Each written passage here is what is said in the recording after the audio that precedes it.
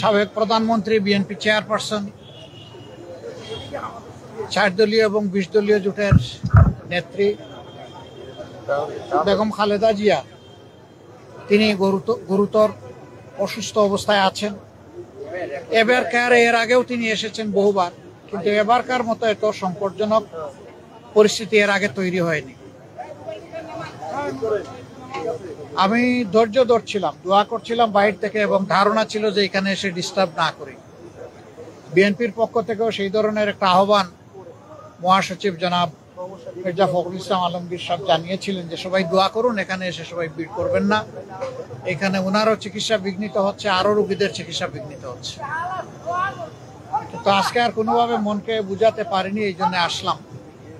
আমি ওনাকে দেখে এসেছি। এখন ওনার ডায়ালাইসিস চলছে এবং তিনি আসলে ডিপ সিডেশনেই আছেন। সারা দুনিয়ার মানুষের সাথে আমরাও দোয়া করি আল্লাহ তাআলা ওনাকে সুস্থতার নিয়ামত দান করুন। তিনি সুস্থ হয়ে আবার ফিরে আসেন এবং জাতির খেদমতে বাকি জিন্দগিটা উনি যাতে কাটাতে পারেন সেই দোয়া করি। সুস্থতাও আল্লাহর নিয়ামত, অসুস্থতাও আল্লাহর নিয়ামত। এই ক্ষেত্রে তার আপনজন যারা আছেন, বিশেষ করে তার পরিবারের সম্মানিত সদস্যবৃন্দ, তাদের জন্য এই পরিস্থিতিতে ধৈর্য ধারণ করা বড় কঠিন। আমরা আল্লাহ তাআলার দরবারে দোয়া করি তারা যেন ধৈর্যের সাথে এই পরিস্থিতি মোকাবেলা করতে পারেন এবং আল্লাহর উপর তারাও যেন পূর্ণ ভরসা করতে পারেন।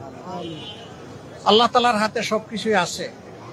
আল্লাহ তাআলা জীবিতকে ধরে নিয়ে যেতে পারেন, আবার মরার মধ্যেও জান দিতে পারেন। উনি এখনো যেহেতু আলহামদুলিল্লাহ সারভাইভ করছেন, আমরা আশা রাখি, আমরা দোয়া করি উনি সুস্থ হয়ে উঠবেন ইনশাআল্লাহ। আপনারা সবাই দোয়া করবেন। আর এখানে হসপিটালের যে ডিসিপ্লিন, এটার ক্ষেত্রে আমাদের কারোই ব্রেক করা উচিত না। আমি মাত্র 1.5 মিনিট সময় সেখানে দাঁড়িয়েছি। আমার কর্তব্য নিষ্ঠা আমাকে বলেছে যে তোমার সুযোগ থাকলেও দীর্ঘক্ষণ এখানে দাঁড়ানো উচিত নয়। আমি দু চোখে একটু দেখে আসতে পেরেছি, এটা আমার সান্ত্বনা। আবারও আল্লাহ তাআলার কাছে দোয়া করি আল্লাহ তার বান্দিকে ক্ষমা করুন, তার উপর রহম করুন এবং তাকে সুস্থতার নিয়ামত দান করুন। আসসালামু আলাইকুম ওয়া রাহমাতুল্লাহ।